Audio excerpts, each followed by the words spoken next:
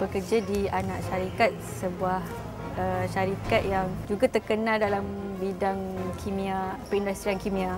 Sebut nama company tu semua orang tahu, tapi bila buat pinjaman susah. Kebanyakan ejen-ejen bank ni memang dia akan memberi kita macam keyakinan lah. Okay, masa mula-mula tu memang kita confident sangat. Tak ada masalah sebab tak ada masalah blacklisted ke, tak ada masalah wang tertunggak ke. Kita dah bagi dokumen. Okay, bila dia tengok kita punya dokumen, dia akan check lah cukup ke tak cukup ke, tengok gaji kita, tengok data bank kita, setiap bulan ada balance yang cukup ke. So dia kata, okey lah, tak ada masalah lah ni, saya akan hantarlah pada HQ. Yang lain tu dia macam drag. Dah 2 minggu pun dia kata manager tak ada. Dia kata belum dapat jawapan, HQ tak bagi jawapan lagi.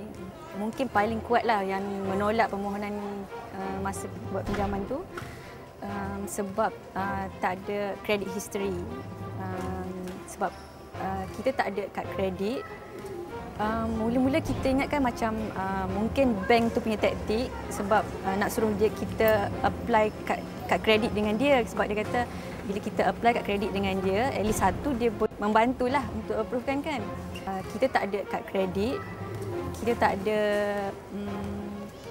tak ada pinjaman dari mana-mana bank, tak ada pinjaman untuk kereta semua.